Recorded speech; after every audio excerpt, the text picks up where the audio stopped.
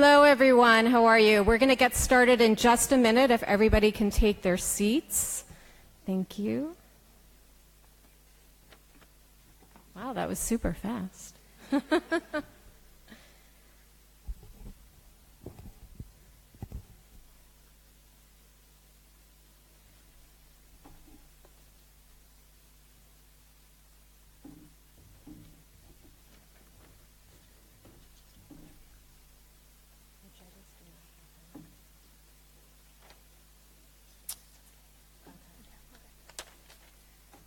So I just want, before we do this, we just have to make sure that we have our microphones for our judges.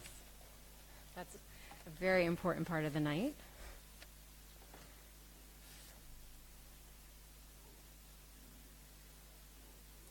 And judges, before we get started, if you just want to test it, make sure that works.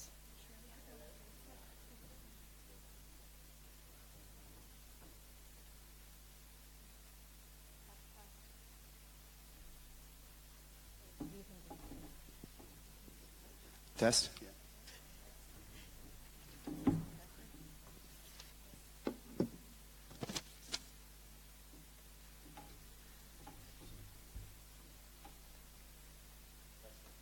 Yeah, you can all talk for just one moment while we work out our tech issues. And in the meantime, while you're talking, there is free Wi-Fi, so feel free to log in to the Wi-Fi. Definitely live tweet the Startup Challenge. You can use hashtag Women's Startup Challenge. And we've actually trended on our past 4 startup challenges on Twitter, so let's keep up that momentum and tweet these awesome products and ventures that these startups have tonight. All right. We are ready. So welcome to, this is our 5th Women's Startup Challenge, and we're so excited to be here tonight. Yay! I'm Allison Capon. I am the founder of Women Who Tech, and I will let Justin introduce herself. Hi, everybody. I'm Justin Hintz, and I'm one of the coordinators of Women Who Tech with Allison. Great. And this is our very first Women's Startup Challenge Europe, and we're just so excited to be here in London with you all tonight and help support these 10 amazing women-led startups who will be pitching for 50,000 euros tonight and $210,000 in cloud services from IBM. And before we get into the pitch competition, I just wanted to share some background on why we started the Women's Startup Challenge. Right now, only 10% of investor money goes to women-led startups, despite the fact that women-led startups have a 35% higher return on our investment. Our mission is to disrupt a culture and economy that has made it so difficult for women to raise money. So this is what we're doing. We are trying to disrupt that landscape, and we're hosting the Women's Startup Challenge across the U.S. and globally to help showcase the best early-stage women-led startups, to provide investor mentors to these startups, and of course to provide funding to the women-led startups. And the Women Startup Challenge has amazing partners like our friends at IBM who are generously awarding over $200,000 tonight in cloud services. And I believe that we have Angela Bates here with us tonight. Angela? If you could please come up. If you can please come up. We'd love to have you say a few words. And we also just want to thank you so much for all of your support in championing women in tech and women-led startups over at IBM.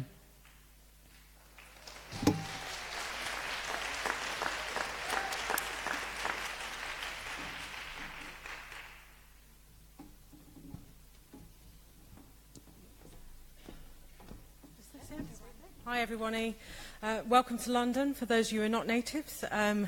It's a great city on unfortunately a very cloudy day today, but great views from one of our iconic buildings here in the centre of London. I think that the funding disparities of female-founded startups is very well documented and explained by Alison just a moment ago. So why is this, and why are investors only investing in people like themselves? Well, if we have a look at the investor population themselves, they're very generally men, and they invest in men. I mean, that's what investors do. They invest in things that they recognise So how can we break the circle? So how we do that is by supporting competitions like this to be able to support female-founded startups to be successful. And we do that in IBM through the IBM Global Entrepreneur Program, offering access to technology and mentoring and support in building that great technology that really will be successful in the marketplace. And by supporting female entrepreneurs, we're also seeding the investor community, and so the circle will grow as female investors are more likely to invest in female-founded startups. So we're absolutely delighted to support this competition. Good luck to all your entrants, and we look forward to meeting you again soon at IBM and how we can help you. Thanks very much.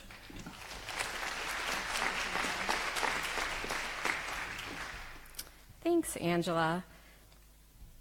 I also want to thank one of our advisory committee members who flew all the way from San Francisco to be with us tonight, and that is Diane Tate from Mozilla. She has been one of our biggest champions since I came up with this idea about 2 years ago. She was one of the first people that I reached out to get her feedback on what we were doing, and she was like, I am ready to get on board, and she has been with us through 5 Women Startup Challenges. So thank you so much, Diane, for all that you have done for us. If you want to come up and say a few words, we'd love that.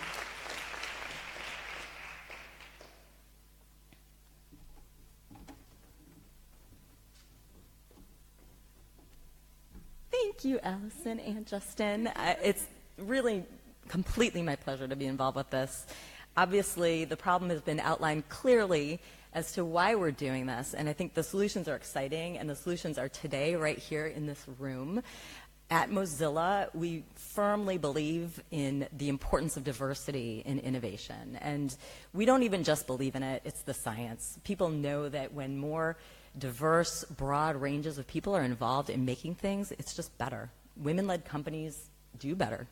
And the more diverse set of perspectives that you can have, the better products that you can have and the more people you can serve. So this is right up our alley at Mozilla. We're really excited and honored to be a part of this, and I am personally too. So best of luck to all the teams presenting today, and thanks for being here.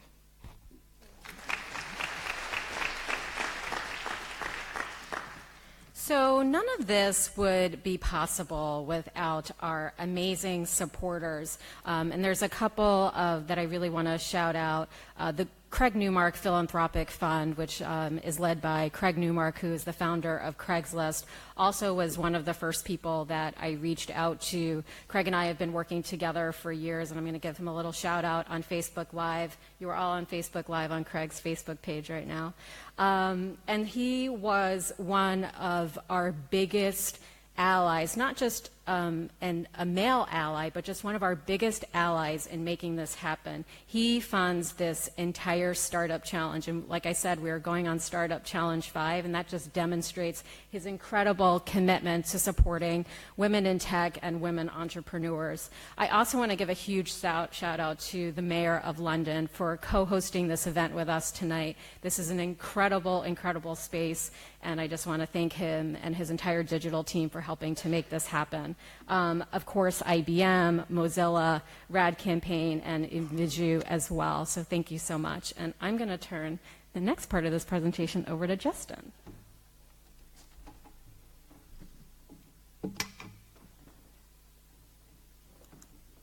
So I'm really excited to announce tonight's judges who will be judging the 10 startups pitching.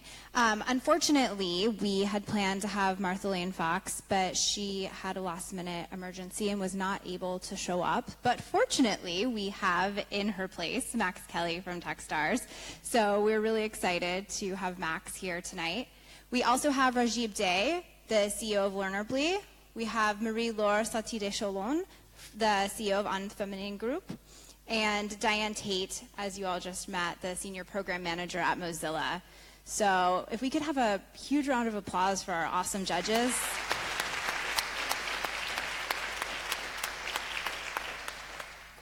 And then I'm going to go over a little bit of housekeeping for tonight. So the pitch format, just to give you a sense of what's going to be happening, each startup will have 4 minutes to pitch their venture to then we'll ring a bell, we'll cut off the 4 minutes, and we'll have 4 minutes of Q&A.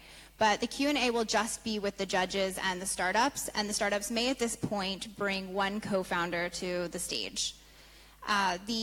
The startups are actually pitching for the chance to win $120,000 in cloud services as the Audience Choice Award. So at the end of the pitches, we will actually pull up a URL, and you can go on your phone and visit the survey that we've put together, and you'll vote for your favorite startup, and they will win $120,000 in cloud services that will be entirely determined by you. So definitely pay attention and think about who you'd like to vote for. Each of the other 9 finalists will receive $10,000 in cloud services from IBM. And then the grand prize winner will receive 50,000 euros at the end of the night to be determined by our amazing panel of judges. And as I mentioned previously, if you could use hashtag Women's Startup Challenge throughout the evening, that would be wonderful. And like I said, we have trended before, and we would love to keep that going. And this part, the stage is being filmed by Facebook Live through Craig Newmark's Facebook account, so that way we can stream each of the pitches and document this incredible evening and these fantastic founders. So with that being said, I am really excited to announce Kristina Svetsanova of Blytab.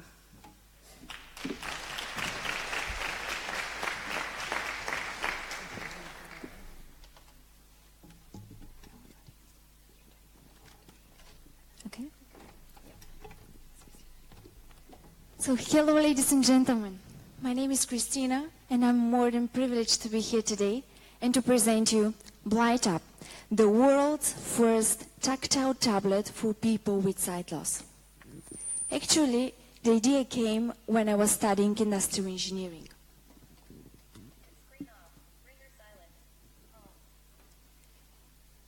Actually, a blind colleague of mine just asked me to sign him for an online course because he just couldn't do it by himself.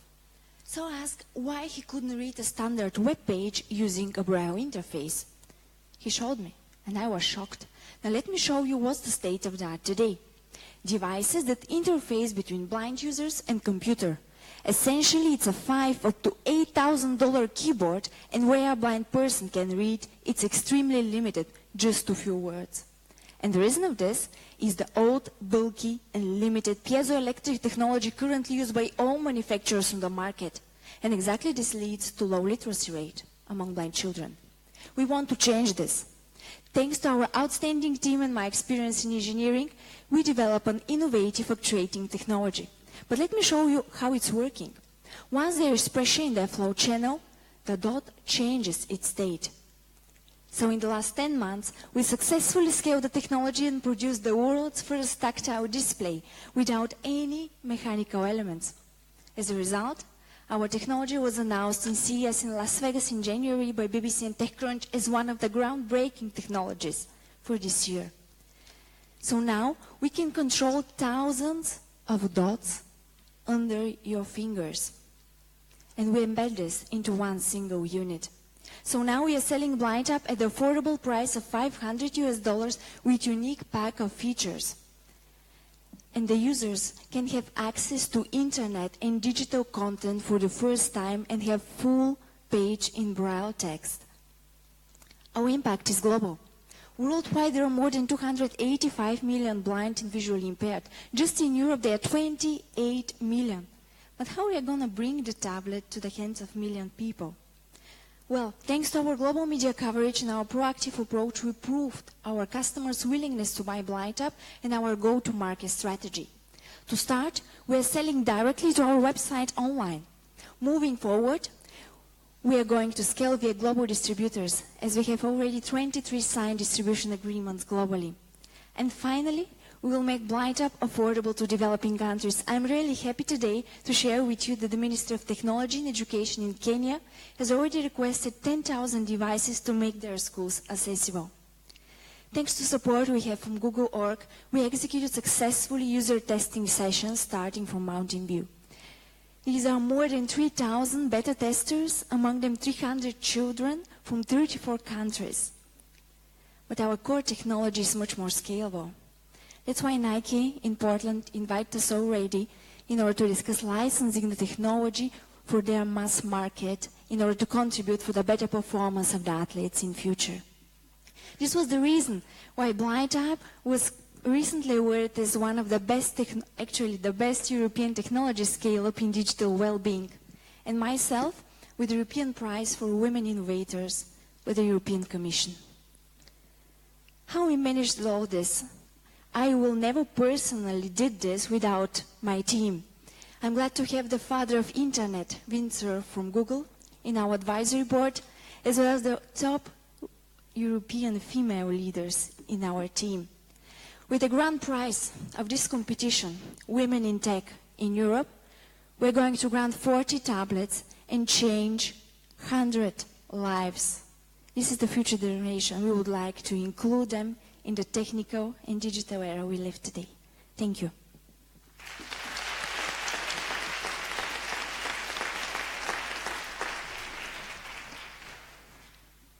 I would like just to show how these bubbles pump up. I'm turning it on. A lot of people are asking about text-to-speech, because right now blind users are using text-to-speech. I will just open one document. And we have one whole page in normal text. I will open one book with double click, because blind users... So the blind user can have the whole content listening it, or just having everything in Braille. You can now feel the dots. And while you're actually looking at that, you can begin Q&A as well. Changing the second button, you're changing also the dots. Thanks for the great pitch. Just a quick question. You talked about international kind of sales partners. What is the kind of localization strategy? So I presume, like, how does it work in other markets in different languages? That's the great thing about BlindTap and Braille. Braille is universal. It's a standard of 6 dots, and you can use it in all languages, in English, Chinese, Hebrew, everything. So that's the unique in Braille in our product. It's scalable. And a quick follow-on to that, you mentioned working with distributors and direct online sales. Are you targeting the end user to sell to, or are you also targeting other ways of distribution? Thank you very much for this question. It's, for us, it's more important, firstly, to start with B2B and B2G. I mean businesses and public bodies like libraries, universities, because in this way we can tackle more direct consumers, and after that go to the clients. As we have already 2,000 direct pre-sales from customers, we would like to go directly for the serious production with businesses and universities. Just on the great presentation, a wonderful device.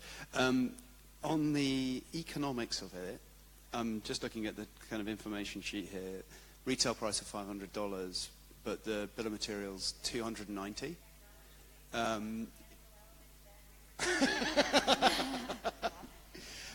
Can you just talk through those economics, because they don't quite make sense to me? Absolutely. So what we are doing, the technology itself, we are disrupting everything that's on the market right now. And exactly the main point is to make the technology currently available. This is A, only one character. We are disrupting everything that's on the market.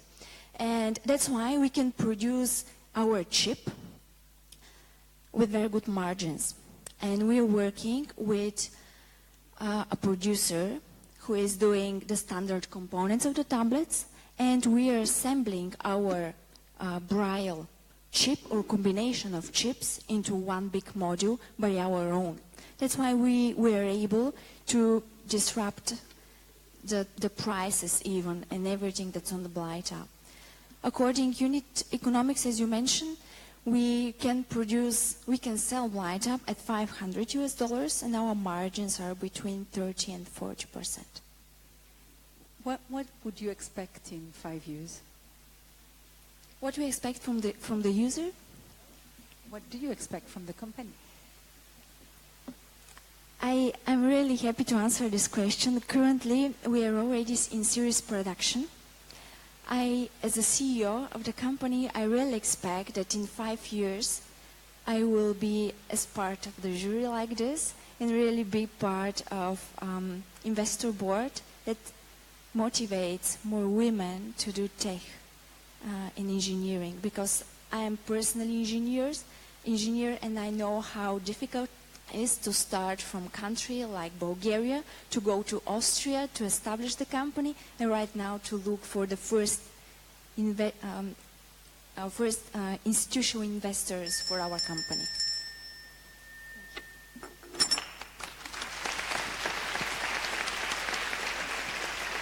Thank you so much.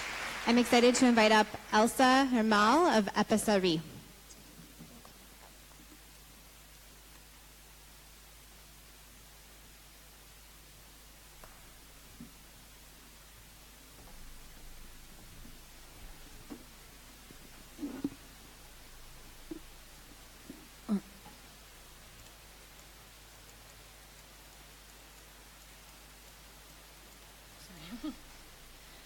Hi, my name is Elsa, and I'm the founder of Épicerie.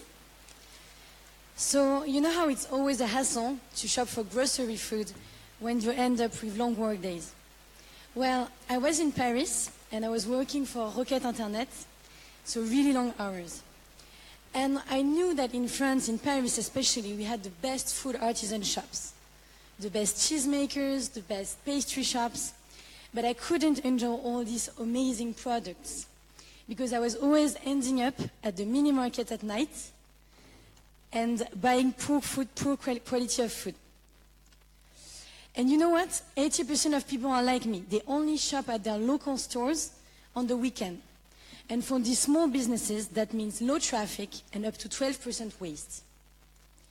That's why I decided to create Épicerie. Épicerie is an app where you can order fresh food directly from your local food artisan stores and get delivered to your door in 1 hour. So how it works is really simple. You enter your address, you pick a delivery time within the hour and in the coming days. You can pick and choose from all the shops available in your area. And you can shop at multiple shops at once, for your meat, for your fruit and veggies, for your wine, of course. And you pay only the delivery €2.90. And the price of the products are the same than in store. Once you've completed your order, the artisan prepares your order, and then a bicycle courier picks up the delivery and delivers it to your home. It's a very simple marketplace model. We take 25% on sales, and we have already convinced 250 stores in Paris. Why do they trust us? Because plus the additional sales we provide them, we also provide them with a twice higher basket than in stores. We've launched 4 months ago, and already KPIs are showing high demand. We have 50% growth each month, and we've delivered 3,000 baskets. We've been really warmly welcomed by the press, with hundreds of articles, and promoted multiple times on the app stores. 8,000 people have downloaded our app, and people today, they shop for €60 per order, and they shop up to 4 times a month. It means we have achieved what we wanted, is the promise that you can weekly fill your fridge with Épicerie. Plus 40% of our business is generated by our customers from the previous months, which shows loyalty and satisfaction. We arrive on a market that is food delivery, and yes, you've heard a lot about restaurant delivery, but the fresh food market is huge and has a lot of potential. And with 25% of French people next year expecting to buy their food online rather than offline, we want to offer another solution than the poor quality that offer Amazon Prime and Fresh, and also our local, very small competitors, mostly open in just 1 or 2 neighborhoods in Paris.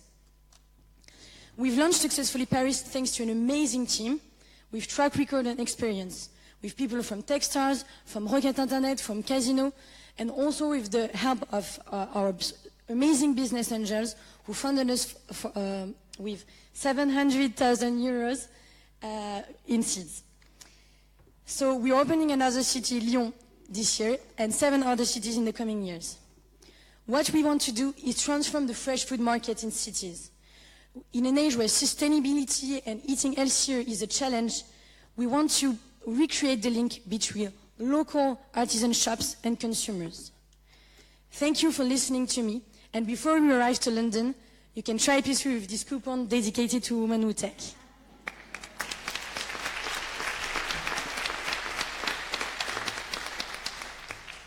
I have one question about how can you rapidly scale? In Paris, in only a few months, we have had 250 artisan shops.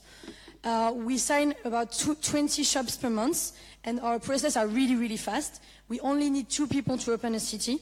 And then on the consumer side, we work a lot with digital, with Facebook and Google, which help us target consumers really fast. But also our food artisans are real ambassadors, which help us target our consumers really fast, because our consumers are the people who shop at the butchers, at the fishmongers, which help us target new cities really fast. So you mentioned that, thank you, that was great, I'm hungry.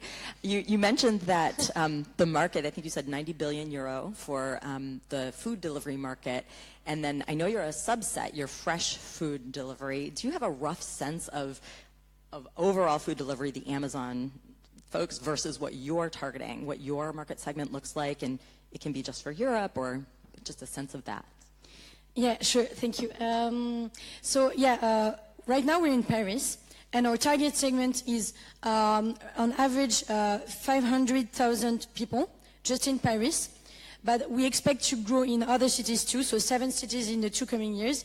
And we want to achieve, by 2009, we want to achieve 30 million GMV in these 7 cities, which will be France mostly, but also surrounding countries in Europe. I love the idea of the service. There's obviously a lot of competition in this area. You've mentioned Amazon and HelloFresh, and then also on the other side there's Deliveroo and Uber Eats, which, although not directly competing, are delivering on a similar need. How are you going to win versus those guys? Indeed, the food delivery market is really packed with so many competitors. I think our market is really about getting your fridge filled. Sorry. So I hope at least it's French, so it's cute.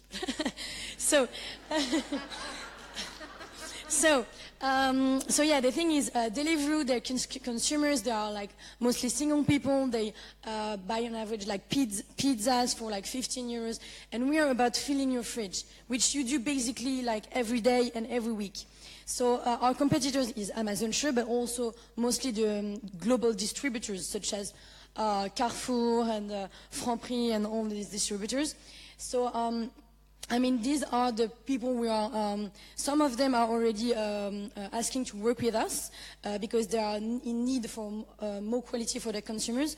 So it's mostly these actors we need to be afraid of, and not Deliveroo will maybe, I don't know, have a few cheese platters, a few pastry shops, but these are the actors we need to be afraid of because they are trying to increase quality.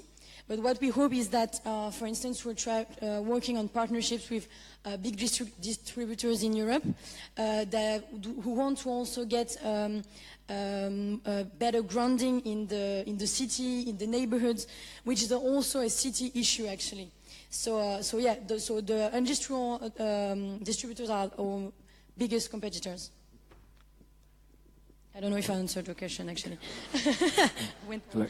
Can you just talk me through the kind of fulfillment challenge? Because you talk in your material about being 24/7 and 1-hour delivery, but then you also say that 80% of the stores are closed when people get home. So if I was to order at 1 in the morning and you don't hold any stock yourself, how do you go about doing that? So right now we allow people to order during the 24 hours, but they can deliver during the store's opening. The thing is, we are building strategic partnerships. We've just launched 4 months ago, but now we're building strategic partnerships to be able to deliver outside these hours, for instance at 10 p.m. and so on. We have a partnership with Accor Hotels. We are going to allow you to pick up your food at the hotel nearby your place at any time of the day or night.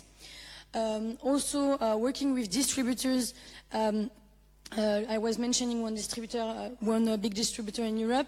They are open really late, so they want to offer to their consumer the possibility to shop industrial products, but also the products of the shops nearby. And people can get delivered all together at home. So with these partnerships, but always pre-order, so we don't have stocks, that's how we want to achieve this. Thank you very much. Thank you very much.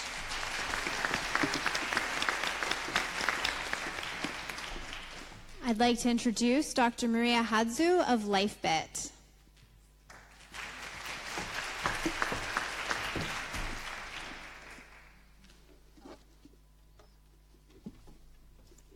Thank you. It's a great honor to be here. Hi, I'm Maria, the CEO of LifeBit, a startup enabling breakthroughs in science and medicine.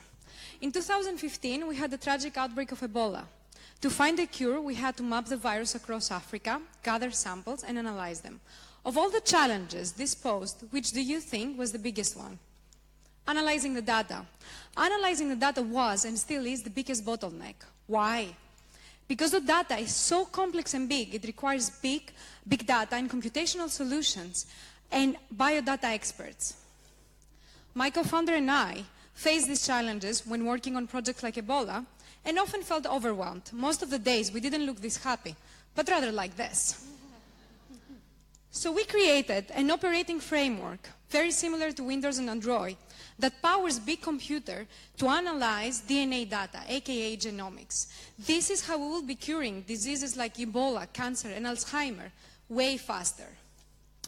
Our technology enables this by eliminating the burdens of big data and computation, allowing experts to only focus on the complexity of the data, which means that by using our technology, analysis takes way less time, money is reduced since computation and labor costs are minimized, and higher analysis quality is achieved because now more experts can analyze the data in better ways. Our mission: enable real-time genomics and biodata analysis anywhere by anyone. To achieve this, we launched our operating framework as an open-source software 3 years ago.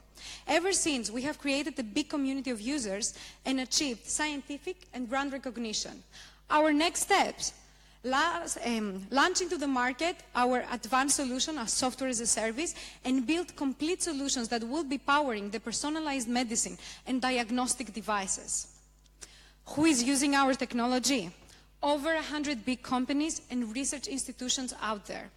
These users present our first group of potential customers. The broader picture of customers also includes food, cosmetics, agricultural companies, as well as hospitals, clinicians, and even individuals. The global bioinformatics market is an over 6 billion market, growing at a fascinating rate of 21%. Our current addressable market is around 600 million. We forecast that in the next 3 to 5 years we will get 10% market share, which will mean more than 60 million in revenue. Compared to our major competitors, we have two main competitive advantages. One, superior technology. Two, a big network of users that drives further development and adoption.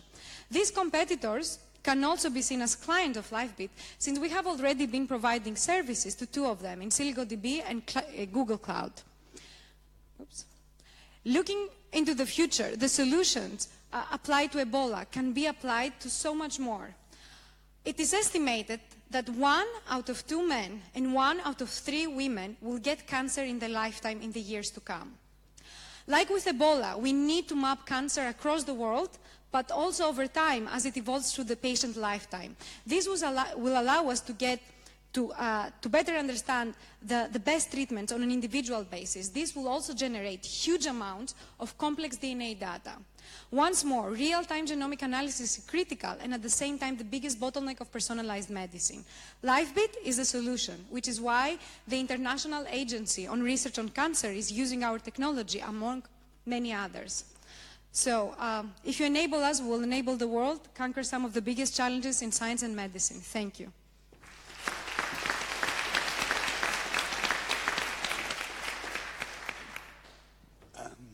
Fantastic. I've got a load of questions, but I will try and limit to 2. How are you going to take those open source customers, of whom you've got a lot, not customers, users, and turn them into customers? Yeah. And then the second thing is, what technology are you using? You haven't talked about that. And how is that kind of different and how is it sustainably different? Of course. So on to the first question. The better way for me to explain it is like, if you think of Android, right, every time Samsung or Huawei launches a new phone, right, they can just get Android and throw it onto their devices, right? But those devices will never kind of like have the feeling of like when the Android is optimized for the new hardware, they will never have the speed, they will never have the functionalities, right, in the best way.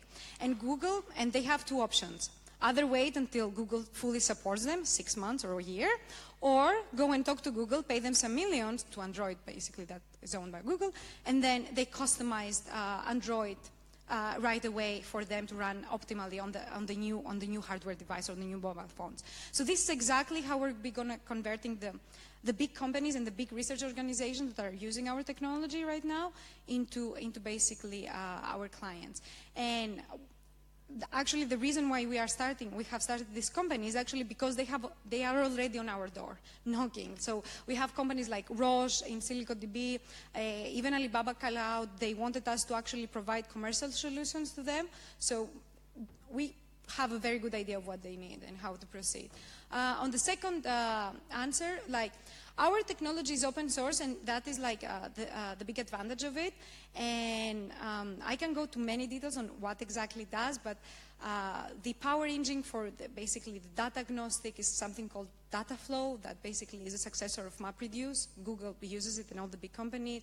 Then we use container technology, then basically use Apache Ignite to make it portable. So basically, we use a lot of pieces of technologies combined together, and now we're also porting a lot of artificial intelligence modules. And all of these things combined together, what is unique is actually our combination of how we have re-engineered all of these things to play together. So then the end user, the only thing he needs, the science or the researcher, the only thing he needs to focus is the logic of the analysis, saying, okay, task 1 that, task 2, 3, this and that. And it doesn't matter if he's analyzing 1 genome or 1 million genomes. So the framework will just scale infinitely as long as you plug in Amazon, for example, or a big cluster. Or IBM. Yes, IBM as well. This is very exciting, very difficult to judge, of course, for us. But I have one question about your needs. What are your major needs? Money, people? Yes. Research? What are you? I have a slide. So currently we are fundraising 500K, and we're going to be using this mainly for R&D, but also sales, because as I said, we already have the client there asking for our solution. So we are ready kind of like to go to the market with initially services that will be including support, consultancy, training, and then start with customized solution for these clients.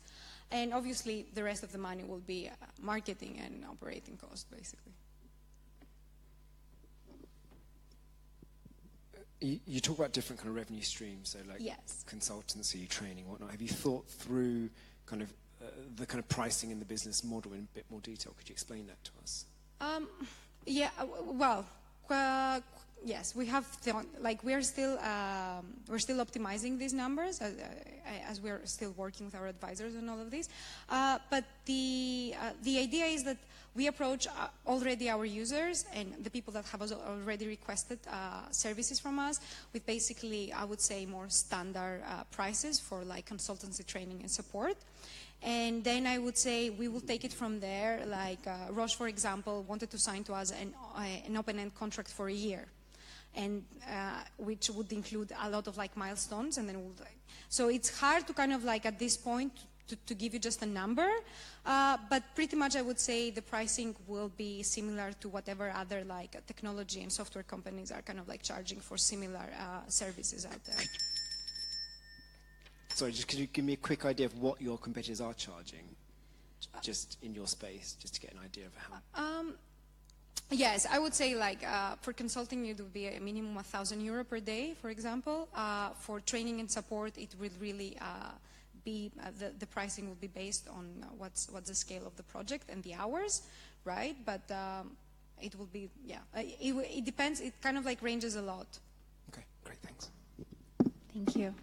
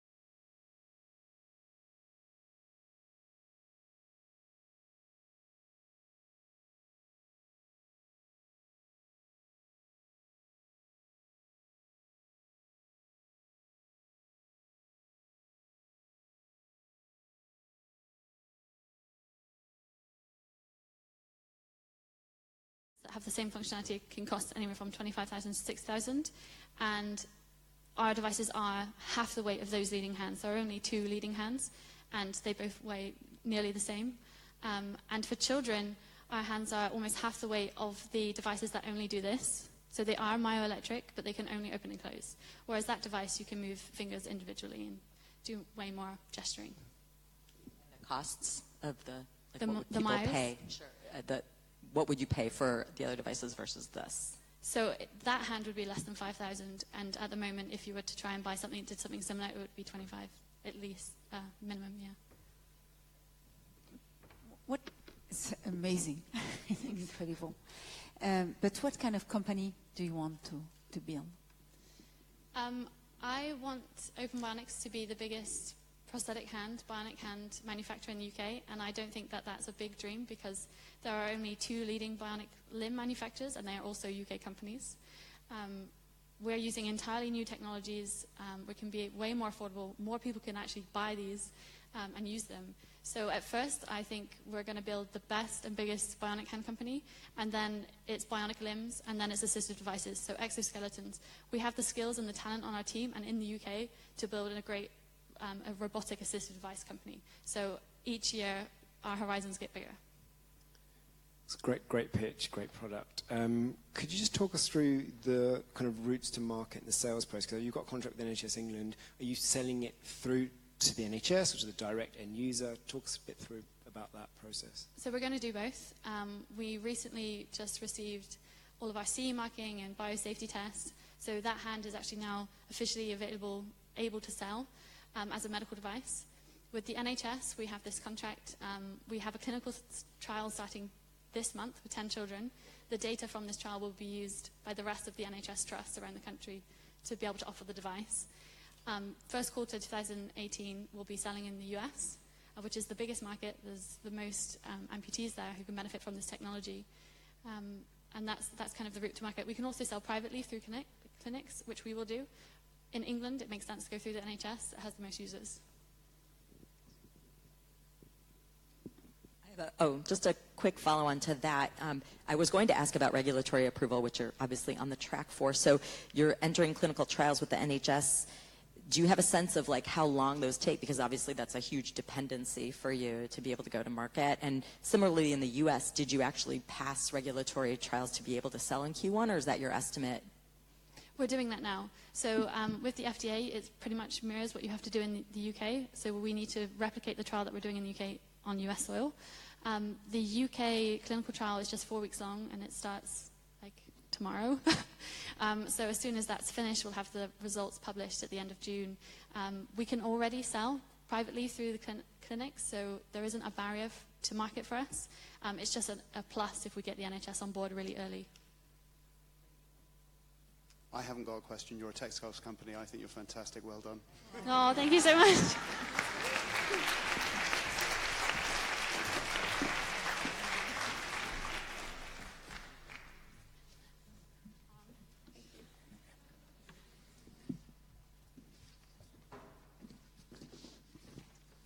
Great. Next up, we have Ivana Ojukwu of C Fashion.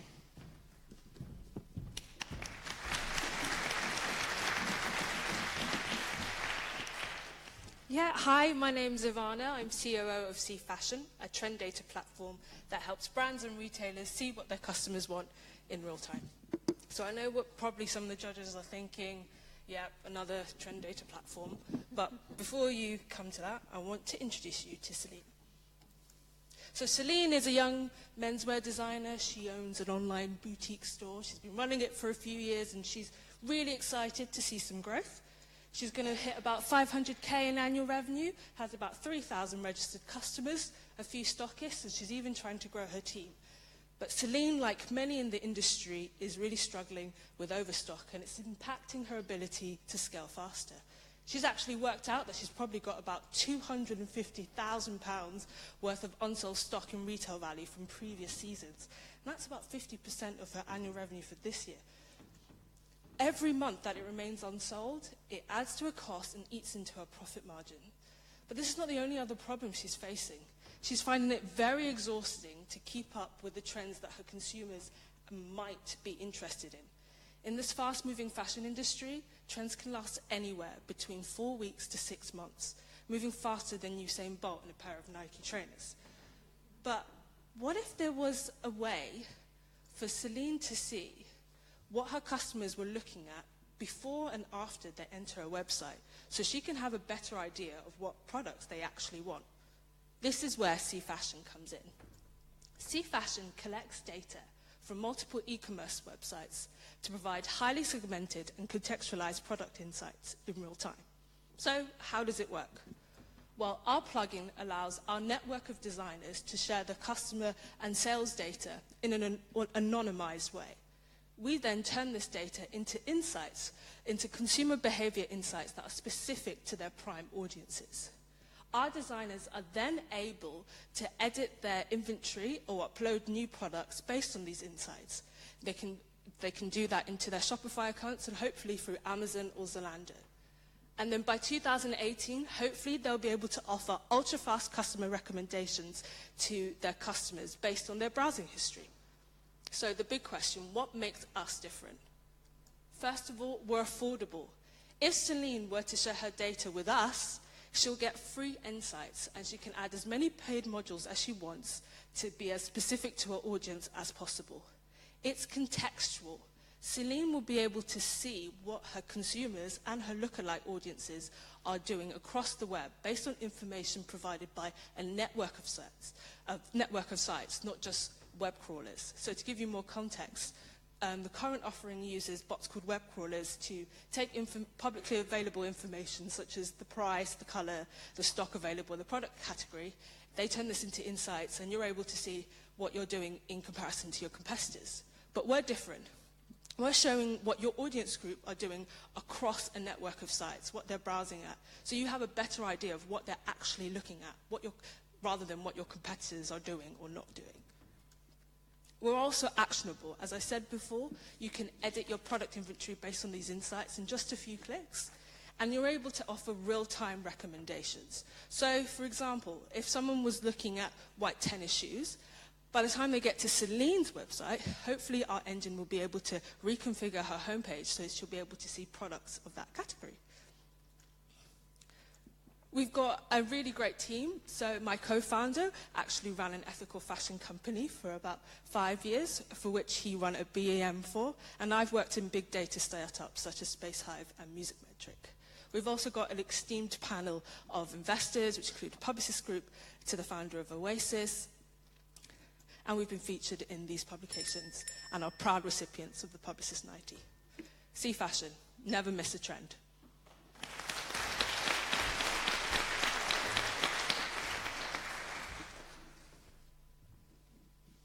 Thank you very much. I was wondering if it's affordable for Celine, who is going to pay? Yeah, so as I said before, because Celine is contributing her data to our network, she'll be able to get free basic insights, but we're hopefully starting the model basically around $5K as an annual subscription, and then up towards about $200K for people who wouldn't want to contribute their data, but want to see these insights. And the main reason for us is to see big sort of retail companies such as John Lewis, for example, who would not, for example, might not contribute their data, but definitely want to invest B2B partnerships with some of the designers on our network. So they're benefiting from getting new products in that they might not otherwise would have invested in that are perfect for their audiences they're looking at. So that I was wondering the same thing, and related to that, so the target buyer, I think you're saying, is the smaller independent. Do you have a sense of the size of that market vis-a-vis the huge retailers? Yeah, so in terms of trend forecasting, the size of that market globally is about 23.5 billion. But in terms of the people we're targeting is actually people we've actually got on our website now. So our existing tool is a platform for designers to sell their products, but also to crowdfund. And we're looking at designers of around this revenue, about 500K annual revenue, who probably have on their website probably about 50,000 monthly hits, so that we can provide a really good network of data that can be really useful for them to get really contextual insights for them. And obviously, the more insightful the insights are, we're able to kind of hopefully segment that data for them, so they'll have to pay for existing more modules onto their dashboard to get more insights for a specific segment, for example. Right, right. I was wondering, this target market, roughly, like, compared to the huge retailers, like, how much money is there versus the huge names that we know that might not buy your product but use it? Oh, okay, so in terms of what their worth is, at the moment I don't have those figures, but I'm pretty sure that they wouldn't, currently they wouldn't be able to afford the data insights that are available to now. The cheapest offering is said to be 16.5K, but I think it's more than that. It's probably around 25K annually. So most of the time, they really are not sure about investing into these kind of solutions because they've got other operations costs or they've got unsold stock that they don't know if they can weigh those sort of risks. But we're trying to make sure that they can be able to afford this and to give them something that is worthy so that they can scale really faster and be exactly where they want to be. This relies heavily on the fact that people are willing to share their data with one another. Albeit on an aggregated, anonymized basis. Where are you in that journey, and what kind of reception are you getting from retailers of all sizes? Mm-hmm. At the journey, we're collecting people to be part of our private beta, and they're very much okay with sharing the data because they know that, first of all, it's an anonymized way, but it's sort of a sense of co-opetition, and because their segments are all actually quite different, they don't feel this fear of, oh, they're going to take my data and run off with it and have that idea that I wanted. They know that everyone's going to benefit because the more people that are on our network, the better the data that they'll get and the better insights that they'll get. And bigger retailers will be able to see that if, for example, they're trying to build B2B partnerships with some of these designers, we're taking away the financial risk for them, so they see the value in that as well. What are some of the challenges to kind of scaling up, and also how easy is it to onboard new partners? Onboarding new partners actually hasn't been that difficult because we're really targeting a pain that designers are feeling right now. I've been speaking to 5 designers today, and they've all said we're just struggling with finding out what consumers want, so they're looking for a solution that is available to them and that's affordable to them. So I think the needs that we're asking now is to get a great team of data scientists. We have one that we're currently working with on who's great, but just building that team of data scientists to analyze all that data for them. Thank you.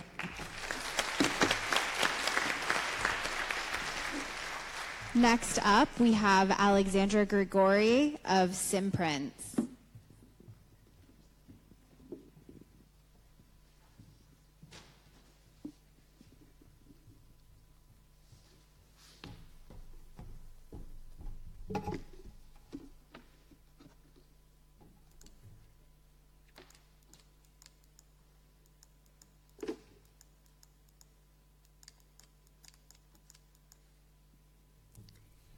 Hello everyone, I'm Alexandra, and this is Nasrin.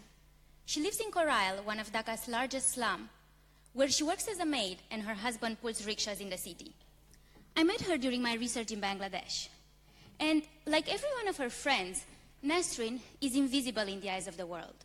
She has no birth certificate, no government ID, or social security number. And this means that Nasrin cannot open a bank account or access basic government services in healthcare and education. And Nasrin is not alone. In fact, the World Bank estimates that over 1.5 billion people worldwide, essentially all of whom are living in poverty, have no official identity. This greatly reduces their access to services that can help them break free from poverty cycles. But what if we could build a sustainable business to solve this problem by using people's natural identifiers, their fingerprints? Leveraging our PhD research at the University of Cambridge, we have developed fingerprint technology that's 228% more accurate than existing solutions in low research settings. Simprints works by plugging into existing mobile tools that have already scaled across developing countries to deliver services. When a patient is enrolled with our system, Their fingerprint is recorded using this scanner and securely converted into a unique ID. This ID is then wirelessly transmitted to a mobile phone and connected to a personal record, such as their health history. During the next follow-up visit, with a tap of a patient's finger, our biometric algorithm accurately identifies them and pulls up their medical history, making the link to their digital record fast and secure. And while there are many biometric companies out there, we are the only ones designing a system specifically for frontline service delivery. Our tech is more accurate, being optimized for scarred and worn fingerprints, while in the same time being ergonomic, wireless, and portable. And the market for this is large and growing. Since our commercial launch 8 months ago, we have already secured multiple large-scale clients, including aid organizations like UNICEF and governments around the world, that have paid more than $140,000 for our identification services. And with our sales pipeline rapidly growing, we are confident that we will be profitable by the end of next year. However, all of this wouldn't mean anything if it wasn't for our social impact. As of yesterday, I can confirm that we now have more than 21,000 people enrolled in our projects across sub-Saharan Africa and South Asia. And this was possible by raising more than $2 million from organizations like the Gates Foundation, as well as establishing partnerships with leading tech giants like ARM that also helped us bring our idea to market. Started by me and 3 friends from the University of Cambridge, we are now a team of 12 driven individuals that all share the convictions that the world's best tech needs to be used globally to save lives. Imagine a world where Nasrin can get the healthcare she's entitled to, her children can access the education they deserve, and her family can have the financial services they need to lift themselves out of poverty and lead a dignified life. Nasrin and her children are counting on us because they count as important lives in the eyes of the world, no matter the circumstances they were born to. And together, as innovators, we need to build a world where every person counts.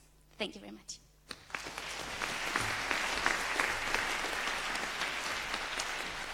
I would like to invite Sebastian, our Business Development Director, to help me with the questions. Thank you very much. It's very difficult to be a judge tonight because we have so many amazing, inspirational women, so it's really difficult. But I was just wondering, maybe to understand your traction, what is the difference between total revenue and sales revenues? Because you were mentioning sales revenues and total revenues. So being a social enterprise, we are funded mostly by international grants from organizations like the Gates Foundation, Innovate UK, DFID, USAID, UACAID. So for us, total revenue is the revenue that we get in grants. And then we also started selling in the last 5 months, and the revenue is from what we've sold to our clients. Sorry? How do you see the future? Yes. So actually, at the moment, we're at 20% of our operational costs covered by sales. By the end of this year, we're aiming at 50%. And by the end of next year, we're aiming to be 100% financially sustainable and covered by our operational costs covered by sales. Can you help us think about not just next year, but into the future? What are you building here? Is this something that is going to be a substantial business in its own right? Or is this something that is great to have in the world, created by some amazing people, but actually is going to be run as break-even? Yeah. So our goal is to really fill the identification gap. So we want to be the leaders of identification solutions for organizations and governments around the world that are delivering life-saving services. So by the end of next year, we're aiming to serve 2 million people worldwide, and in 5 years, we're aiming at 10 to 20 million people. And in terms of business sustainability, by the end of next year, we are hoping to break even, but afterwards, in order to scale, we need to be a successful business. So for us, impact equals business sustainability and profits. So coming from Mozilla, I was very pleased to read you have strict privacy standards. I'm not an expert in EU data regulations, but you're obviously selling and distributing this globally. So the question really is, I'm sure you can ensure folks comply with those as part of your transaction, but at the end of the day, who owns their identity? It's an individual identity, and you have third-party folks transacting and trading this data. So I guess who owns it? Hopefully it's the individual, but how do you ensure that that stays the case as you grow and change how you distribute these globally?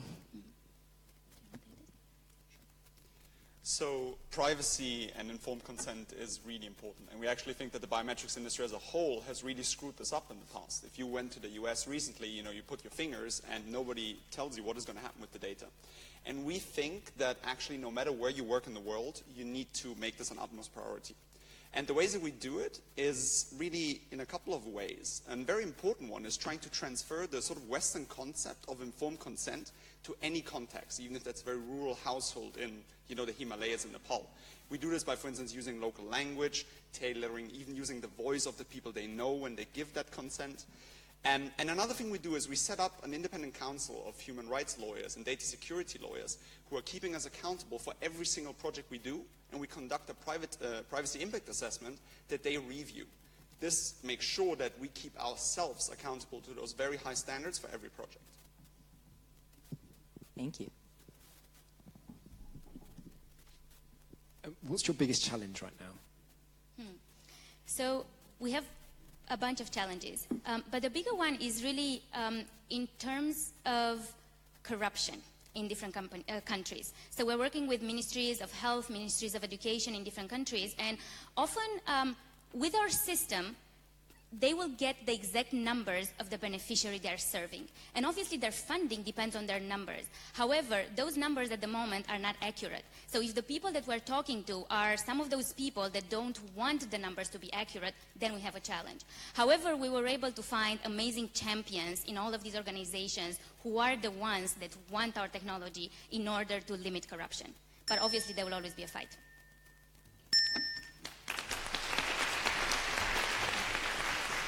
Thank you so much. Next up, we have Rona Toer of Sound Bounce.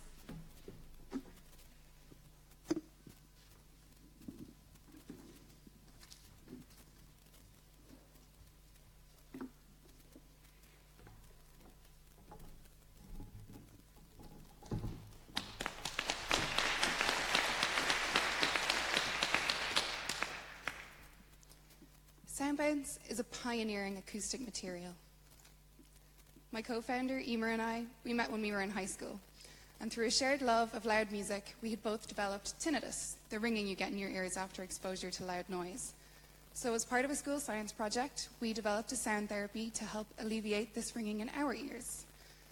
But over the last number of years, we've helped thousands of people worldwide with the ringing in their ears too.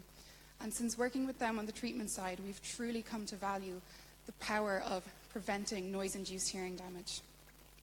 So both Emer and I studied physics in university, and it was through this training and our passion for creating scientific solutions that we developed Sound Bounce. Now, 1 in 6 people have permanent hearing damage, and it's our mission to change the way that the world hears through both treatment and prevention. So this is Sound Bounce. Current acoustic materials are used like foam. You'll find them in hearing protection. They're cheap, they're okay. Or you have electronic noise-cancelling hearing protection. These are usually unobtainable in most industries.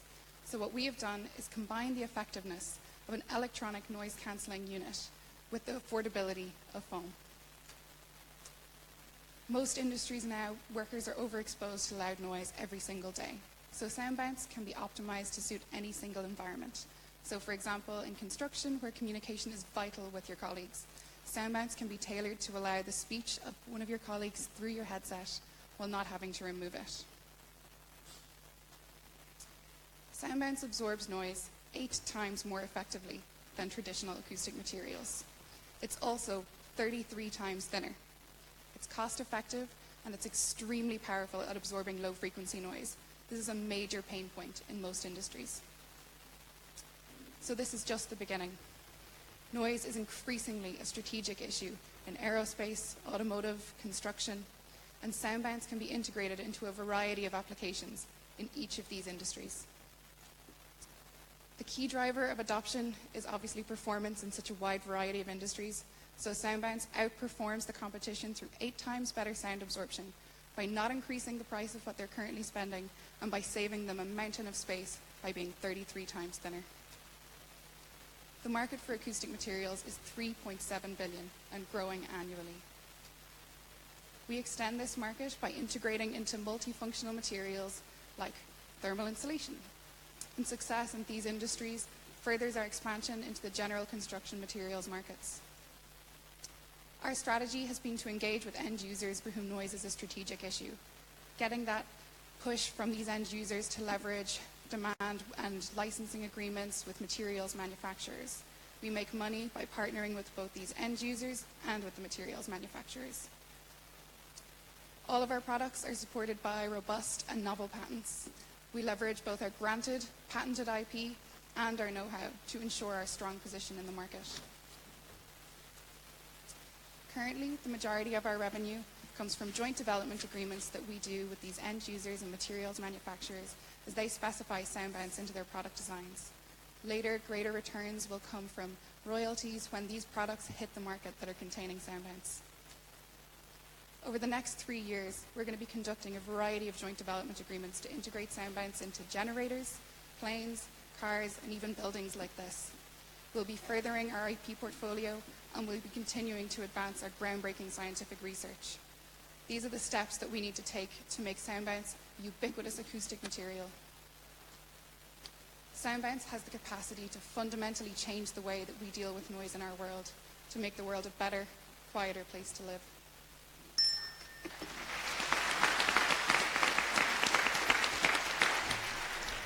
Thanks, Rona. Can you talk me through an example of a joint development agreement? Does it give them kind of exclusivity in that category for a certain number of years? Talk about the commercials. No exclusivity, it's far too expensive. So at the moment we have a variety of applications underway. So we have wall panels for call centers. That was one of the first projects that we did. We also have a couple of car components projects underway, and then we have kind of further advanced projects that would be with materials manufacturers who are looking to supply soundbands to the wall panel companies and the tier 1 OEMs in automotive, say. I have some product with me as well if you'd like to see. It's small. So if these guys are jointly developing it with you, do they not say that you cannot use that with other competing? There's nothing like that in your agreement? No. We do not give away any exclusivity. We're too early stage, I think, to be giving that away at the moment. So because we're working with automotive, oil and gas, generator companies, such a wide variety of people, you couldn't be giving exclusivity at this stage. I think this is great. Can you tell us who are your competitors, and how have you, as two people, developed something that is, sounds so significantly better than what's on the market already? So we strategically partner with all of our competitors. So the biggest companies in the world that we would be providing acoustic materials right now would be BASF, NAUF, 3M, Dow DuPont recently merged, and then all of the component manufacturers that would make parts for cars or parts for planes. So what we do is we partner with those companies who are currently either manufacturing parts for cars or the grander materials to integrate soundbands into what they're currently using. How do you make sure that they will not copy you and just take the advantage of your innovations? So right now our material can't be reverse engineered. It will degrade if you try to reverse engineer it. The science behind what we do is the science behind what we do is actually very young. It's only about 70 years old. So the algorithms, the maths, it still hasn't been created, and that's what myself and Emer are working on with a number of labs actually in Ireland to develop these theorems to make sure that we are the ones that are at the forefront of this material. So people can't take it away just yet. You have to work with us. And you mentioned partnering with some of the existing manufacturers. My question was really, as a small company, how do you scale production? This is a hardware-ish type of product. So is that through partnerships as well? So once you have the commitment, then how do you onboard them if they're used to producing something like steering wheels? How would you get an existing partner to produce what you're making? Yes, so we partner with the materials manufacturers. They would be chemical companies that would be used to making large rolls of foam, and our material actually looks quite like a filled bubble wrap, or it looks like a paintball pellet, depending on what you're looking to use it for. So we partner with those companies on the manufacturing side, and then we work with the OEMs in the automotive space, say for example, to integrate the component that they would be changing, and then they would use the materials manufacturer as the supplier. So it's kind of a three-way system. Just quickly explain to us what we've got in front of us. Yes, sure. So our material is kind of a mud-like material. It's hard when there's no energy being applied, and then the more energy you apply, the more liquid it becomes. So we work with sound energy, and we have a material that can absorb very low levels of energy, like sound energy. And what we do is we encapsulate it into a specific structure that activates it to absorb the sound energy. So that can be, it's a cellular structure, it can look like bubble wrap, or it can look like a paintball pellet. So bubble wrap to line a building, for example, or a paintball pellet to fill a cavity.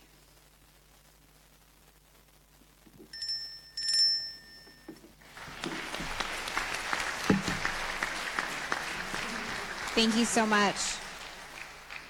Next up, we have Colleen Wong of Tech64.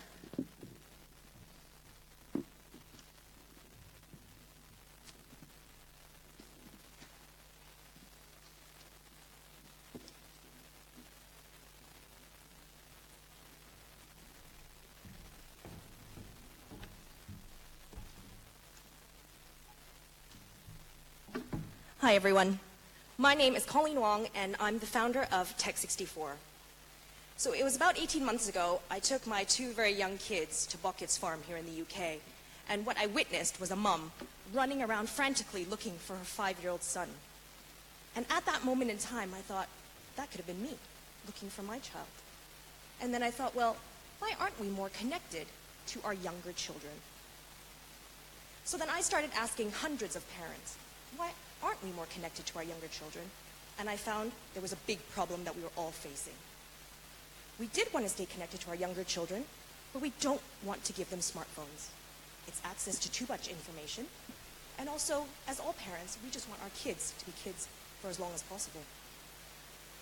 So my solution is the Gator Watch. It is this watch here, which is a wearable mobile phone that makes and receives calls from up to 10 trusted people. It is a tracker using GPS when you're outside and Wi-Fi when you're inside. There's no internet, no social media, no games, and it works almost anywhere in the world. Now, a few benefits of the Gator Watch are, for example, when you're taking your family out to a crowded place like a festival, or your child starts walking to and from school on their own. It gives that parents that peace of mind knowing that you can always contact them and they can contact you. For children, it gives them independence and confidence, knowing that mom and dad are just right here.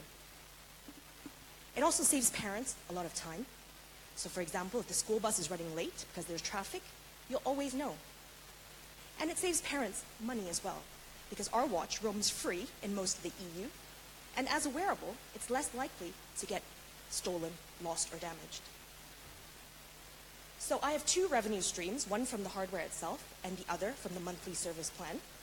What's unique about the service plan is that the Gator Watch connects to multiple networks in any country in the world. So for example, here in the UK, it connects to Vodafone, O2, and EE. My target market are parents and guardians of children between the ages of 5 to 10. Now what's very interesting is now that I've been selling the watch for over a year, parents are starting to buy it for their older children because they don't want to have them to have access to smartphones. The marketing strategy that I've decided to take early on is to go through major retail channels. So as of last month, we've launched online with John Lewis, and it's been absolutely amazing. I've seen sales just go through the roof, and basically Q1 sales for this year have increased about 100% since Q4 of last year, and that's Christmas. Our biggest competitive advantage is that multi-network strategy that I was talking to you about, because it makes the phone that much more reliable.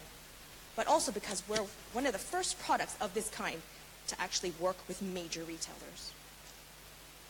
So what I'm planning to do for the rest of the year is to roll it to other major UK retailers, to start selling the Gator Watch outside of the UK, and also, and the most interesting part of this, is to expand into the seniors market. They have similar demand. Their market size is almost double that of the children's market here in the UK, and the lifetime value is significantly higher. In 2018, I plan to continue to grow and sell the Gator Watch beyond Europe, and also to do more R&D into new product development and features. The team is myself. I have an INSEAD MBA, and I used to be an investment banker. Steve is the CTO, and he's had over 20 years of experience in IT solutions architecture. We've been reviewed by multiple tech magazines, consumer magazines, and mainly, most importantly, parents who all love the Gator Watch. Thank you, and I'll be happy to answer any questions you have.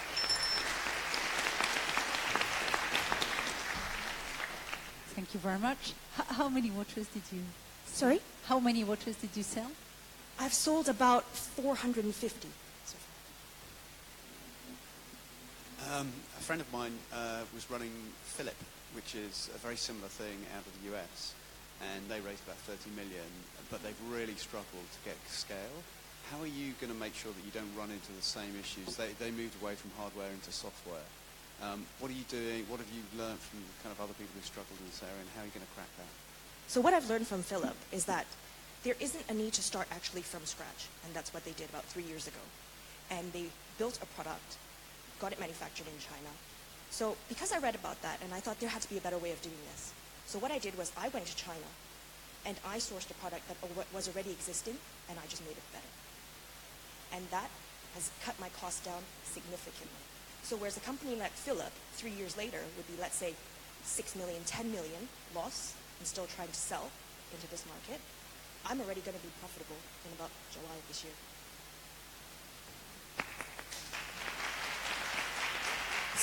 Just building on that, if you're using an existing product, what is stopping a competitor doing the same thing? Is something that's protectable in what you're doing? Some proprietary technology or something. Okay, so because I was keeping costs low and using existing product, okay, that's how I determined the product market fit.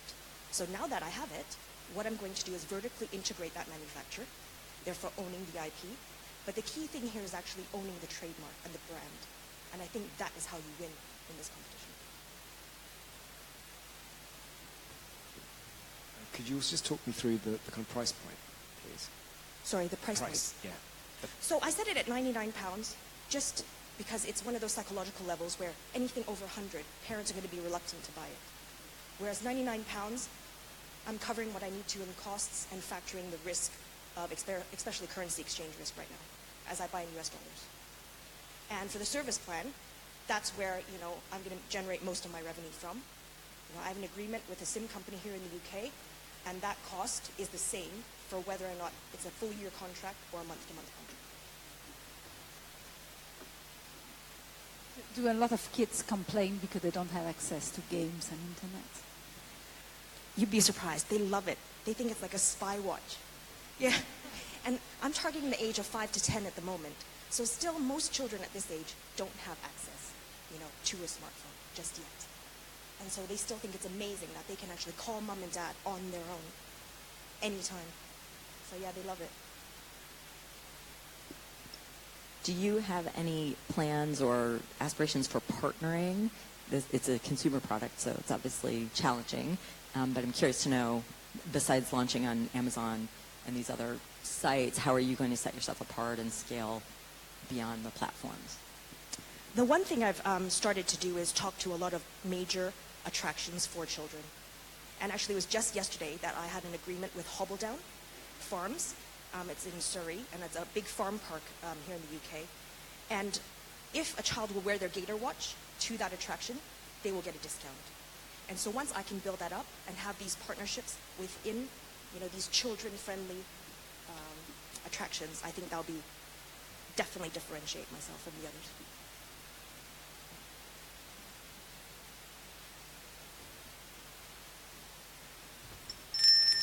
Thank you.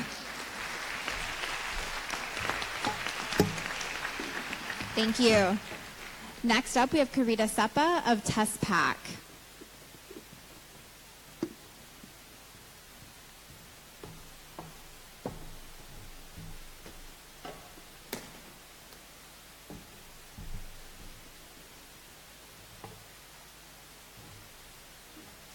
Good evening, everyone. My name is Karita Seppa, and I'm the co-founder at TestPack, a company who is here to make sure that you will never lose your power again in your mobile devices.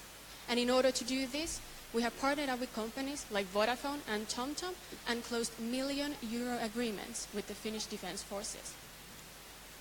Remember the last time you ran out of battery in the middle of that important phone call or when you were about to take that picture? On average, 50% of us will run out of battery every day. Why? Because battery power is limited, but it shouldn't limit us and our lives. At TestPack, we specialize in mobile energy, in creating smartware that solve the biggest problems of wearables and mobiles, battery life and connectivity. By creating different smartware for different activities, we are combining latest technology and solar, and our products range from solar smart packs to first solar smart helmet in the whole world and ultra-fast charging power banks. Our technology is easy to use. Simply create the energy from the sun, store it into our power banks, and in return you can charge all your devices on the go, even your laptops. We made our solar panels the most durable, the most efficient and lightest in the consumer sector, which means that you can charge our devices faster from the sun. In the electronic side, we continue to push the boundaries, and we have created a completely new ultra-fast charging technology, which is not only the smartest and safest in the market, but also 3 times faster than Qualcomm, which means that you can charge our battery full in 12 minutes only, not in 5 hours. But rather than me just telling you, let me show you the first solar smart helmet in the whole world that is already using this ultra-fast charging technology, and will be launched during this summer. So as you can see, what we have created are more than products. We have created a complete mobile energy solutions that are fully working and not based on theories.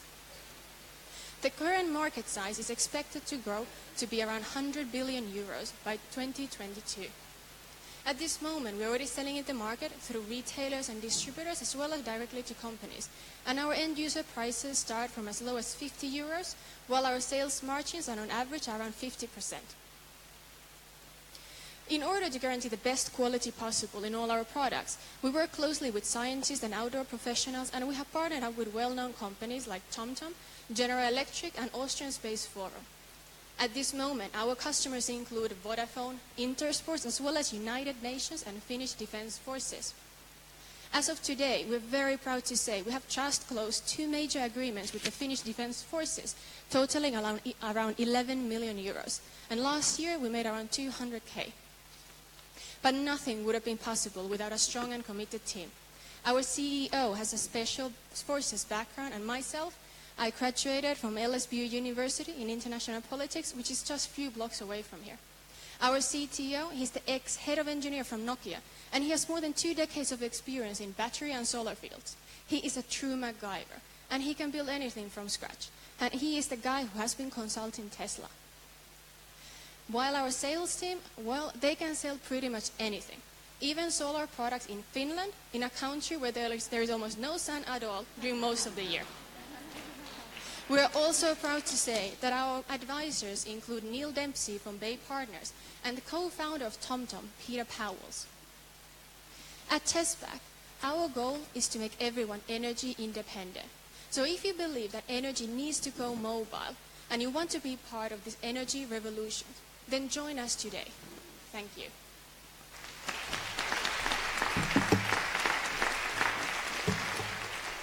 I'm going to also ask my fellow co-founder, Jessica Robles, to join us on the stage.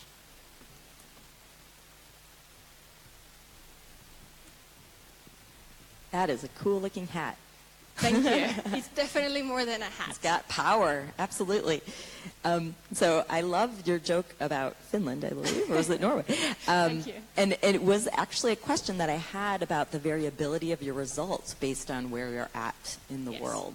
Can you share a little bit about that? Yeah, sure. So the company, we started in Finland, and as I mentioned, what we have done, we combine not only the battery technology, but also the solar technology. So what we've done in the solar panels, we have more than 6 IPIs on our products and technology. So the solar panels, as mentioned, they also work already on the cloudy weather. And this is something most important, why we have customers already, like the Finnish Defence Forces and United Nations. Because at these days, solar energy is the most viable renewable energy source, and this is the reason why we started from there. Hi there, guys. Can I also add to that that our solar panels, they are actually 50% cheaper than the normal panels outside. So not only is cheaper, 50% cheaper, it's also more durable, and it can actually charge a lot faster. Just to give you an idea, 1 hour of sunlight, it can actually power already your smartphone, combined with our battery technology. On your battery technology, have you invented that? Do you own the IP? Yes, we own all that piece. Given that, yes. I would love my phone to charge in 12 minutes. Why don't you commercialize that in kind of a licensing business separate to the kind of core business that you described?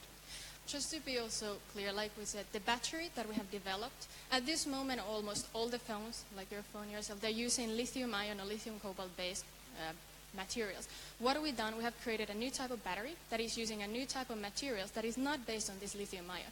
This is what allows us to have a battery of the size of equivalent to 3 phone charges. So our battery can be charged in 12 minutes. After that, you can charge your phone about 3 times fully. So while you're having a shower or while you're having a coffee, charge our battery full, go back to work, and you can survive basically the next few days with that.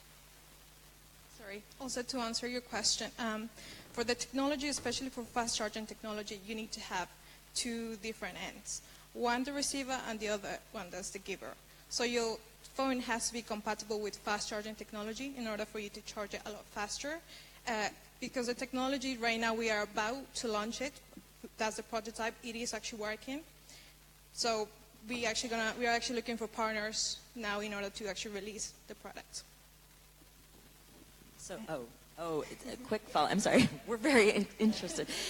So the integration you said with the device manufacturer. So today, this would not integrate with my iPhone battery or my Android battery, or would, or would I need to buy a new battery? It will. That's the cool thing about our battery, and as my colleague was explaining, like if you look on the market, it has many power banks. They might be claiming that they're fast charging, but in reality, it also depends on the PCB and the electronics that has been built, if it's compatible with the same fast charging that you have. Like I have a Samsung phone myself, it's using Qualcomm, and in order for it to be charged with as fast as with the Qualcomm technology it allows, the battery bank itself needs to be able to be equivalent, like compatible with this. So what we've done with our battery, that is already used now in that helmet, it will be able to charge your phone as fast as you would charge it from the wall itself. So we have been able to make it compatible with any phones, with any fast charging technology that already your devices itself is using. Battery will be able to charge within in 12 minutes. So with 12 minutes, you can already have enough energy for you to power your smartphone up to 3 times. So, would you explain in a few words your sales strategy, please? Yeah, sure. So we have started, because at this moment, the biggest problem for energy, like access to electricity, has always been in the outdoors, for rescue forces and military. So we started working more from the extreme outdoor fields, working with retailers like Scandinavian Outdoors, Intersports, that focus on the outdoor sector. But now we have been moving towards more to also B2B and cities, because if you even look around today on this room, how many wall sockets you have here that you could actually be charging your phone? So it is also an issue in the city. So sales strategy is to partner with big companies like also Microsoft and expand to new markets with them. Thank you. Thank you, everybody. Thank you. And last up, but certainly not least, we have Kate McLaughlin of We Got Pop.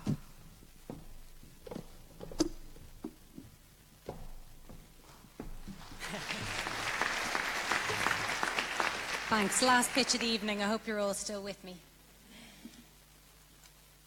Good evening. My name is Kate, and I'm the co-founder and CEO of We Got Pop. Pop is revolutionizing the way film and TV content is made. And some of the biggest films and TV shows in the world have used our platform already. Bond, Star Wars, Doctor Strange, Many of you will have seen these films and enjoyed the amazing technology used in front of camera, the special effects, the visual effects. I've worked in the film industry for over 10 years, and what I could never understand is that, in spite of this amazing technology used in front of camera, how old school the process of actually making content is. Let me explain. Setting up a production is like setting up a company with thousands of employees, locations, suppliers. But for a production, you only have a very short amount of time to pull together all of those people and suppliers that you need to make your show. And how is this complex jigsaw pieced together? Manually, with paper-based processes, using a large team who work long hours to get the job done. And this is not a small problem. The production industry is worth over $40 billion in 2017 across North America and the UK. And it's an industry growing 14% year on year. What's the solution? Technology, obviously. We Got Pop launched the SaaS-enabled marketplace where we're allowing productions to book, manage and pay for all people and services required to make their show through one beautiful integrated technology workflow. We launched the company in 2014 with the Extras casting portal to test our marketplace theory, and by 2016 we have 24% of the UK casting market, 15 agents and agencies running their businesses through Pop, and 6 million gross transaction value running through the platform, which means 600k revenue to Pop in 2016. We were very satisfied that we had proved there was a need for a marketplace in this industry, so we've now launched the crew portal, allowing productions to book, manage and pay their crew through Pop. We are well on the way to making Pop the one-stop shop. So how do we make money? As a marketplace, we take a cut of the gross transaction value running through the platform. Our aim is to take 10% across the platform, although there is some variation from portal to portal. We're looking at significant growth by next year in 2018 and 40 million revenue by 2021 when all vendor portals are up and running. Who are our competitors? There is no other technology business focused on the production space for film and TV, but of course we overlap with some of the traditional service providers. However, the beauty of this is they will all have the opportunity to transact via Pop, so we see them less as competitors and more as potential customers. The film industry is finally ready for change. Over the last 5 years, a new wave of production managers and financial controllers who've grown up with iPhones are looking for a better way of doing things. And we at Pop have the team to make this happen.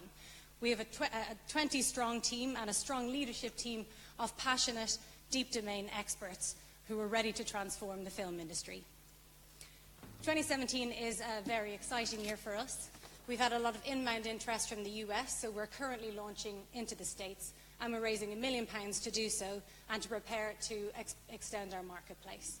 If anyone wants to talk to me about the fundraise, please do. We Got Pop, the SaaS-enabled marketplace for film and TV production. Thank you.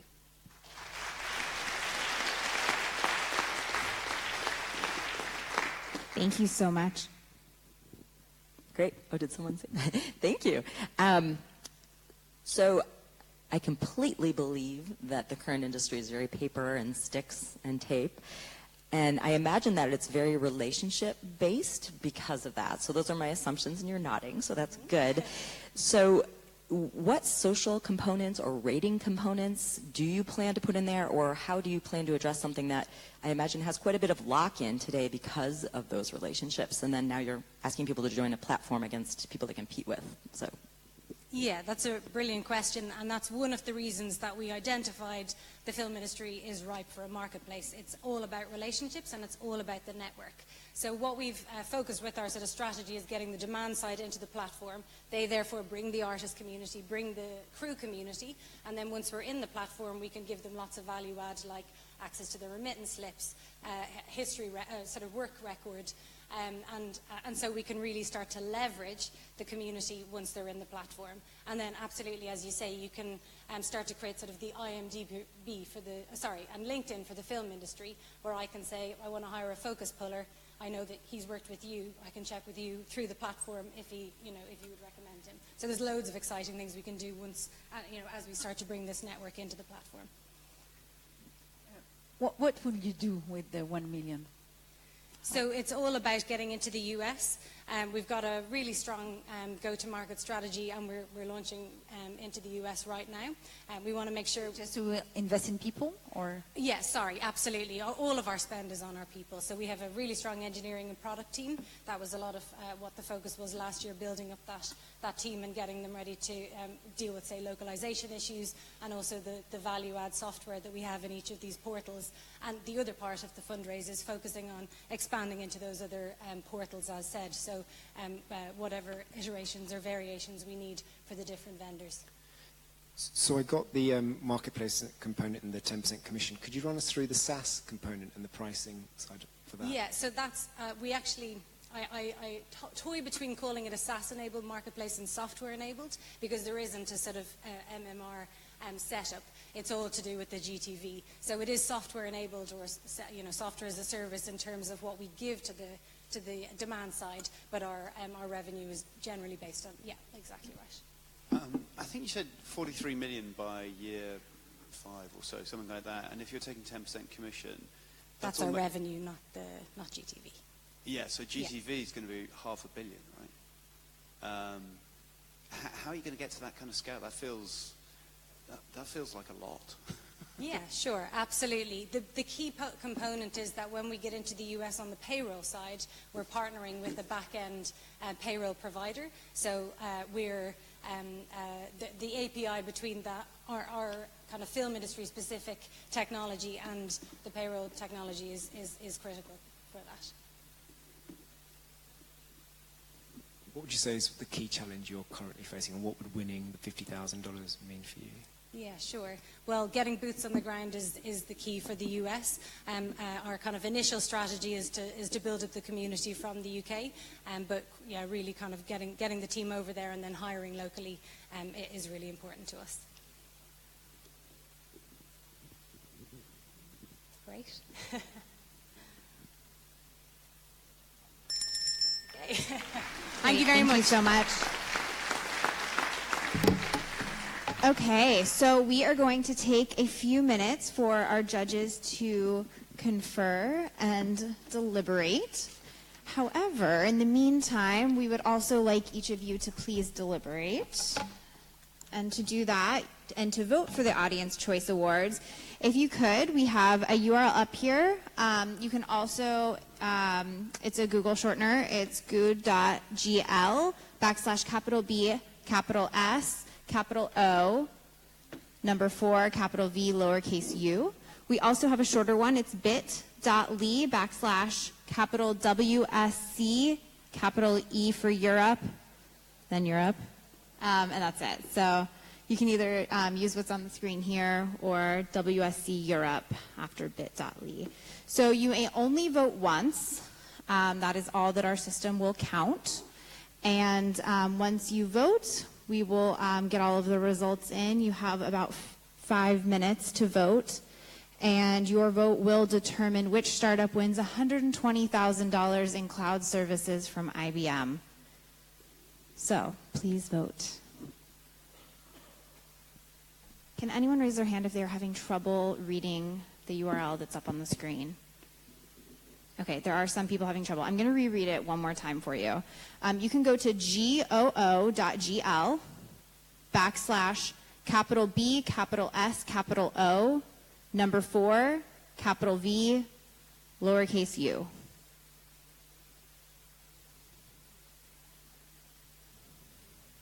I will also tweet out, using hashtag Women's Startup Challenge, one of the URLs for anybody that missed it. bit.ly/capital W, capital S, capital C, Europe.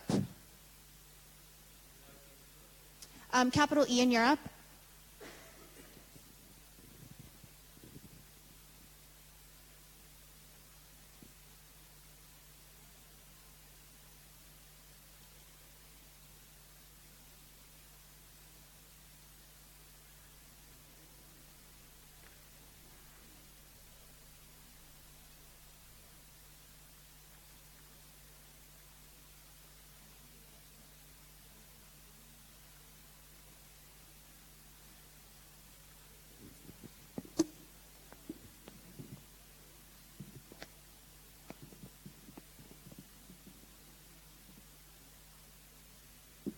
Feel free to talk amongst yourselves and chat for a little bit while the judges are discussing.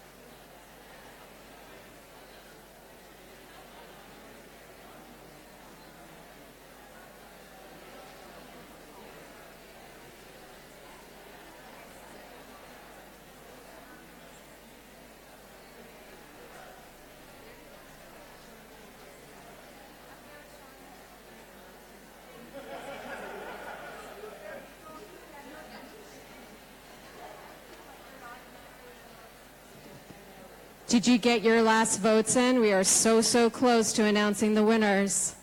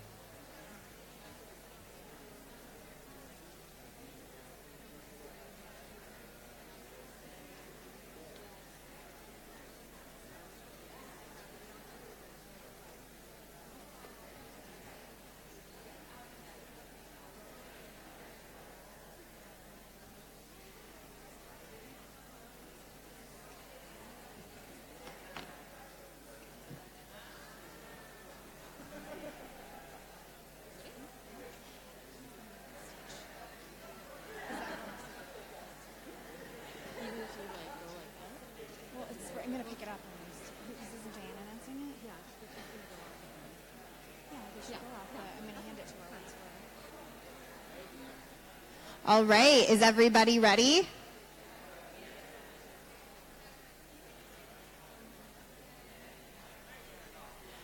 I'm excited to announce our judges to the stage after some long deliberation.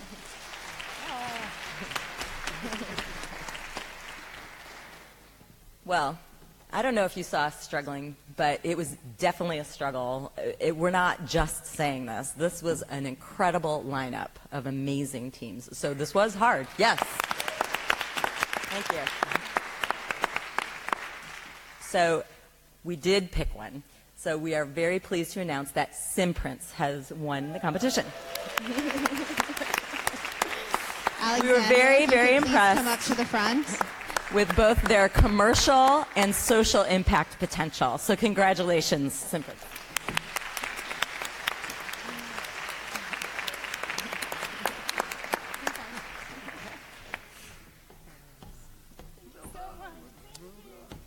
Thank you very much. Thank you very much.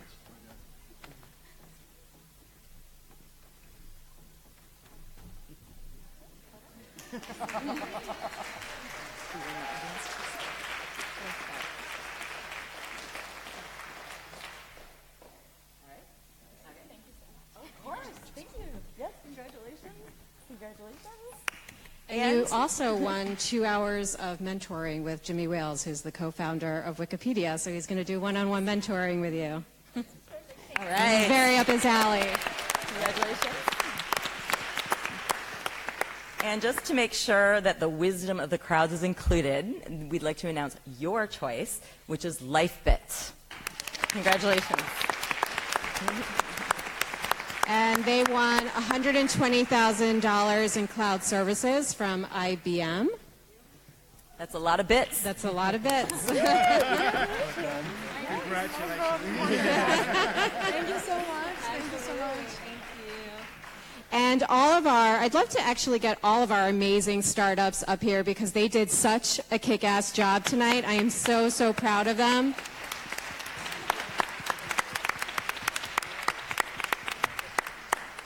And they all will be getting $10,000 in cloud services from IBM as well. Well done.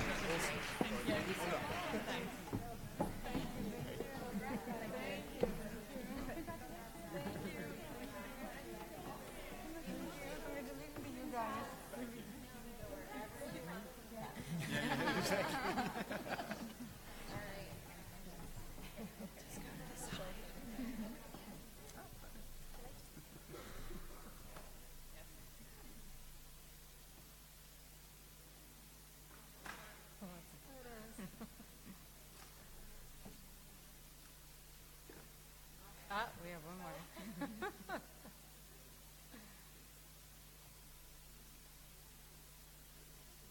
And if we could give one more big round of applause for all of our startups.